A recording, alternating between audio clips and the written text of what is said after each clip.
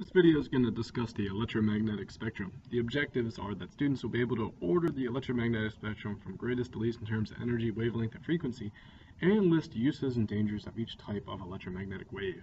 Let's get started. So first, let's talk about what they are. Electromagnetic waves are the various forms of light.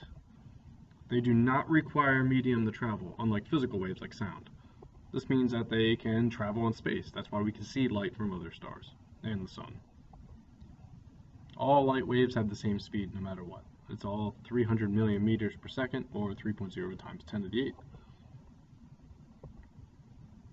The forms of light we're going to talk about are radio waves, microwaves, infrared waves, visible light waves, ultraviolet, X-ray, and gamma rays. So first let's talk radio waves. Radio waves have the largest wavelength and lowest frequency of all the electromagnetic waves. Radio waves pass through our bodies all the time. Radio stations emit them, our cell phones emit them, Wi-Fi signals use them. These are going through your body your whole life and you never even know it. So they're used also for radar. Actual radio stations emit them. Walkie-talkies use radio waves. Some TV remotes will use radio waves as well. We use radio waves in satellite communications.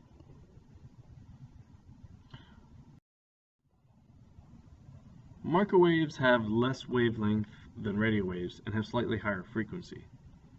We use microwaves in microwave ovens to heat food. Cell phones and Wi-Fi signals also use some microwaves. They use radio and microwave stuff. It's also used in Doppler radar for weather forecasting. Contrary to popular belief, microwaves are not really known to cause cancer. Some people say you shouldn't stare into a microwave while it's cooking food. There's actually no real evidence that hurt you in any way. What microwaves would do to you if it was dangerous would be to cook you, because that's what they can do to food and proteins, which is what we're made of. So being in a microwave oven would be bad if it were on, but just like looking at food in the microwave isn't going to hurt you. Next is infrared radiation. It's smaller in wavelength and higher in frequency than microwaves, so we keep getting smaller and smaller wavelengths and higher frequencies as we're moving through these. Infrared rays are used in heat lamps to keep food warm. They're also used in thermal imaging to see heat signatures of things.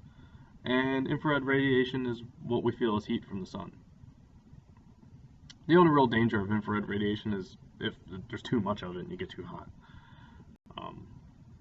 But that's not really a big danger. Visible light is the next part. It's higher in frequency than infrared, and this is actually the only part that humans can see. So all the other parts are invisible to us with our eyes. But all the colors we do see are what make up the visible light spectrum. And you can remember the order by remembering the acronym ROY-G-BIV, which means red, orange, yellow, green, blue, indigo, and violet. So everything we see uses visible light. Cameras, TVs, projectors, phone screens, movies, computers, anything you see uses visible light. Light bulbs, laser pointers, anything. The only real danger of visible light is if it's a really bright light and you stare directly at it, you could hurt your eyes, but most people just go, hey, that hurts, and stop looking at it. I hope. Next is ultraviolet. Now we're getting into the dangerous types.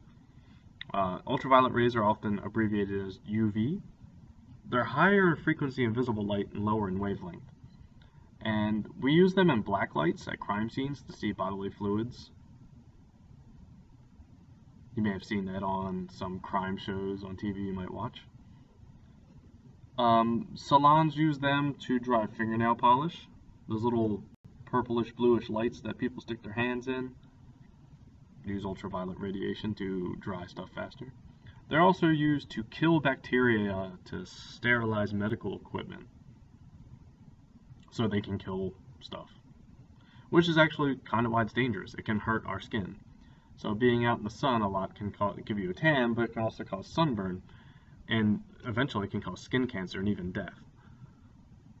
Now this would take a long time. It's not like if you just go outside you're going to die from the sun, but prolonged exposure to ultraviolet radiation can lead to skin cancer. X-rays are even more dangerous than ultraviolet rays. They're even higher in frequency and even smaller in wavelength. We use them to see inside the human body to view bones and teeth, which is useful if there's a broken bone or need to see what's going on with someone's teeth, or inside the body in all kinds of ways. And we use X-ray scanners to see inside of luggage at the airport to make sure everything's safe. They're dangerous in that exposure to them can cause direct cell damage, which can lead to cancer and death. This is why you usually have to wear a lead vest when getting dental X-rays. And that's usually why the person giving you an X-ray is usually standing behind a wall somewhere away from it, because they're damaging to the human body. But getting one X-ray every once in a while isn't really a big deal, but you wouldn't want to get X-rays every day. That would be bad for you. The last on the spectrum is gamma rays. They have the highest frequency and the lowest wavelength of all the electromagnetic waves. This also means they're the most dangerous. We use them in radiotherapy or radiation therapy to kill cancerous cells. So if you've ever heard of somebody or known someone that's gotten radiation treatments to get rid of a tumor or a cancerous cell, those are gamma rays usually. We can also use them to sterilize equipment and food, since they kill living cells. They'll kill bacteria and viruses and stuff like that. They're also given off during nuclear explosions, which is both useful and dangerous.